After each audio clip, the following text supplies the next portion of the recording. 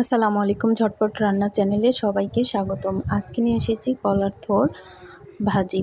এটা খেতে বেশ মজা হলেও পরিষ্কার করা এবং কেটে রান্না করাটা অনেকটাই কঠিন, সবাই হয়তো পারে না। এই জন্য আমি এখানে শুরু থেকেই দেখাবো, সে পর্যন্ত সঙ্গে থাকুন। এখানে আমি একটা থোড় নিয়েছি, নিয়ে এই যে থোড়ের যে উপরের অংশটা সেটা আমরা খুলে নিচ্ছি, আর ভেতরের যে ফুলের অংশটা সেটাই আমরা খাই মূলত।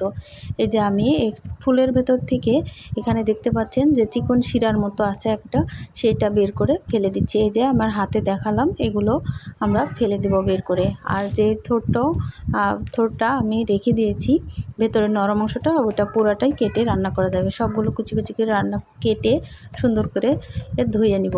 নেওয়া হয়ে গেলে কড়াইয়ে পানি দিয়েছি এবং সামান্য লবণ ও সামান্য হলুদ দিয়েছি। দিয়ে একটু গরম হয়ে আসলে আমি এখানে আগে থেকে কেটে রাখা কলার যে থোড় সেগুলো দিয়ে দিব। দিয়ে কিছুটা ভাপিয়ে নিব, খুব বেশি সেদ্ধ করব না। কলার যে কষটা একটা স্বাদ আছে বা আঠালো ভাব আছে সেটা যাতে কেটে যায়, এই জন্য একটু ভাপিয়ে নিব।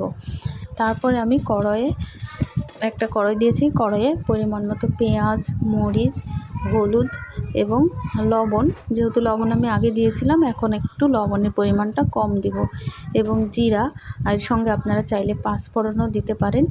দিয়ে সুন্দর করে যখন একটু ব্রাউন কালার হয়ে আসবে তখন এই কলার থোড়গুলো দিয়ে দিব, দিয়ে নেড়ে চেড়ে রান্না করে নিব। তবে এটা খুব বেশি আপনারা শুকনা ভাজি যেটাকে বলে সেটা করবেন না, একটু রসালো থাকলে এটার স্বাদটা থাকে। আর যদি খুব বেশি ভেজে ফেলেন তাহলে স্বাদটা নষ্ট হয়ে যায়।